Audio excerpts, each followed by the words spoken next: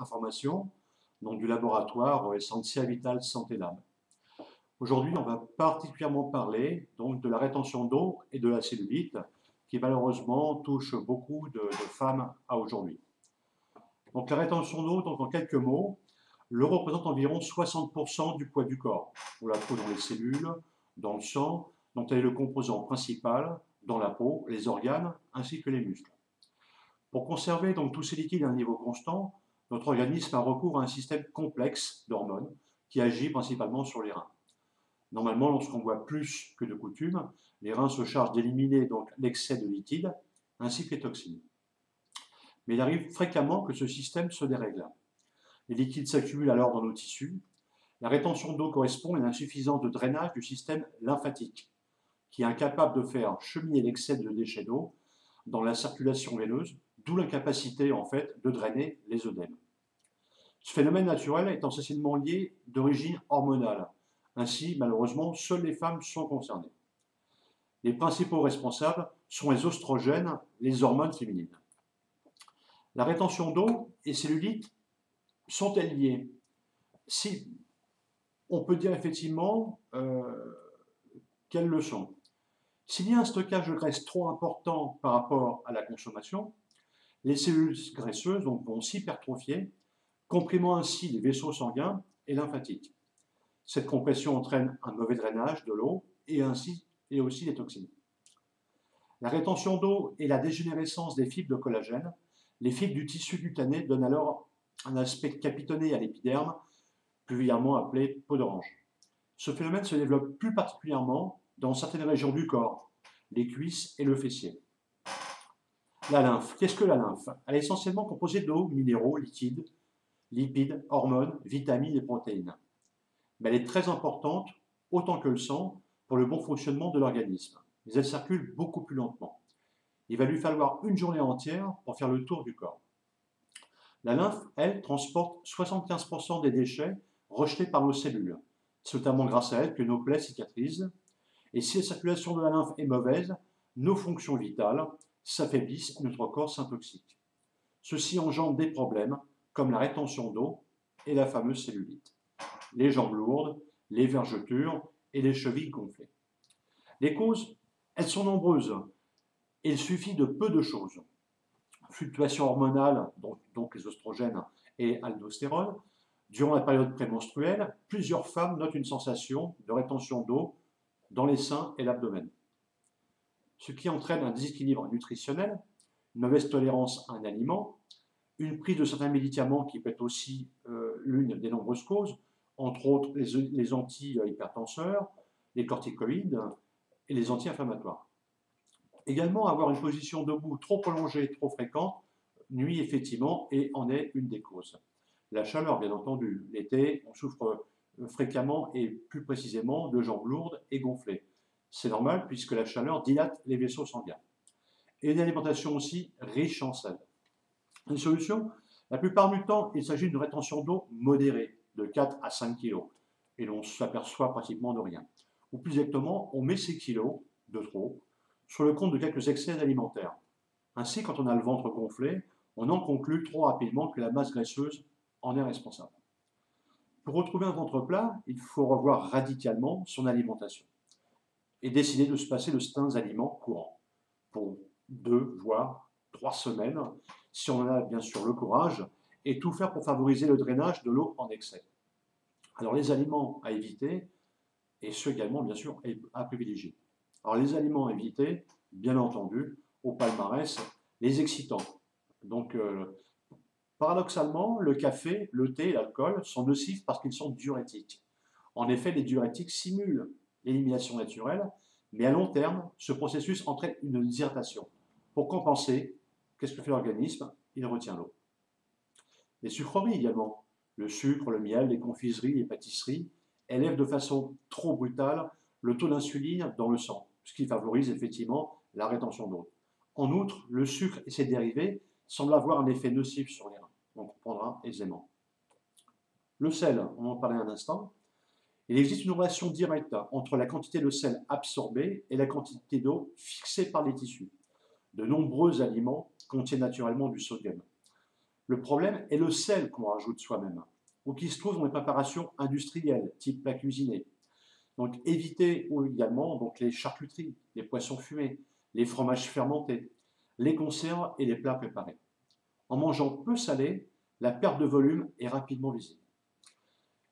Au-delà du sel, il existe aussi les graisses saturées, une alimentation trop riche en graisse animale, viande rouge, beurre, crème, affecte la fonction rénale et risque de provoquer des inflammations et des gonflements au niveau de la peau et des articulations, du fait tout simplement de sa richesse en acide arachidonique. Mais également la farine blanche. Elle est surprenante, mais tous ces aliments confectionnés à partir de farine blanche, pain blanc, pâte ordinaire, renferment très peu de nutriments comme le magnésium et le zinc. Ces aliments pauvres en vitamines du groupe B et en fibres. Ils favorisent donc la paresse intestinale et donc la rétention d'eau. Et nous avons enfin donc les allergènes potentiels. Le blé, les aliments qui en contiennent, pain, pâtes, farine, tous les produits laitiers, les œufs et la levure sont susceptibles de déclencher des réactions d'intolérance, favorisant bien sûr la rétention d'eau. Il faudra les éviter bien entendu pendant la durée du régime, quitte à les réintroduire très progressivement quand on aura repris ses formes avant prise de poids. Alors, effectivement, nous avons un tas assez important de produits, d'aliments, donc il faut éviter de consommer. On a également des aliments qu'il faut privilégier pour la rétention d'eau et la cellulite. Alors, entre autres, bien entendu, dans le premier de parade, les protéines. Les protéines, c'est l'aliment de choix du régime anti-rétention d'eau. En effet, lorsqu'on absorbe suffisamment, le foie fabrique de l'albumine. Et l'albumine freine naturellement le processus de rétention d'eau. Par ailleurs, les protéines sont bien sûr indispensables à la synthèse des hormones thyroïdiennes qui activent le métabolisme et favorisent la perte de poids. Il faut les consommer sous forme de viande blanche, volaille fermière, poisson sauvage, légumes secs et oléagineux. L'eau, bien entendu, l'eau naturelle sous forme de tisane, de chicorée ou de jus de fruits, est indispensable pour hydrater l'organisme. Si on fait de la rétention d'eau, il ne faut surtout pas restreindre sa consommation de liquide. Bien au contraire, contrairement aux idées totalement préconçues. Si vous cessez de boire, vous entraverez le bon fonctionnement de vos reins, qui ne pourront plus filtrer les déchets. Votre organisme retiendra alors son eau corporelle pour dissoudre ces résidus toxiques. Les légumes verts et les fruits sont aussi à mettre en avant. Ils apportent des sels minéraux et des vitamines indispensables à l'équilibre organique. Leurs fibres combattent la constipation qui peut aggraver la rétention d'eau.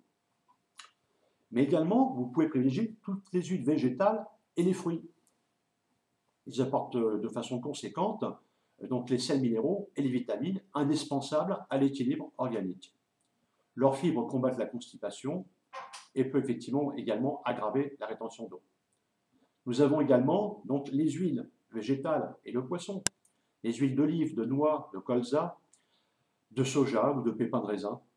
Les oléagineux comme les amandes ou les avocats et les poissons gras apportent des acides gras polyinsaturés indispensables à la fabrication des prostaglandines qui régulent les liquides organiques. Donc les huiles sont importantes dans le cadre de rétention d'eau. Également, on pourra noter les céréales complètes. Hormis le blé qui peut provoquer une intolérance alimentaire, tous les féculents non raffinés comme le riz complet, le sarrasin, le seigle, etc., sont d'excellents aliments qui apportent du magnésium, du potassium et du sélénium, des minéraux anti-rétention. Et également, donc, les graines de soja et ses dérivés. Le tofu, le lait et yaourt de soja ou de brebis viendront bien sûr remplacer de façon très bénéfique les produits laitiers traditionnels. Donc voilà, effectivement, une série de conseils qui vont vous permettre de réduire de façon très conséquente à la fois donc, votre rétention d'eau, mais également de votre cellulite. Pour cela, nous avons mis en avant deux produits. Le premier est un produit donc, de solution buvable qui se nomme le cellulianol 433. Alors, le cellulianol 433 a pour particularité et en actifs principaux le thé vert, qui est un très grand draineur. Les principales propriétés de cette solution buvable, de drainer l'eau en excès, de réduire les zones rebelles bien entendu, et d'affiner la silhouette. C'est l'action combinée du thé vert et de 15 extraits végétaux qui ont vraiment un effet recherché brûle-graisse est renforcé par l'action du chrome. Donc, dans un second temps, et la prise se fera d'ailleurs parallèlement, le cellulianol 432, qui lui est en gélule.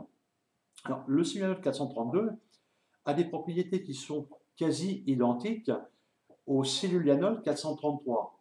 Alors, pourquoi effectivement une solution buvable et également des gélules? La raison est simple, c'est que la solution buvable est une solution d'attaque et rapide.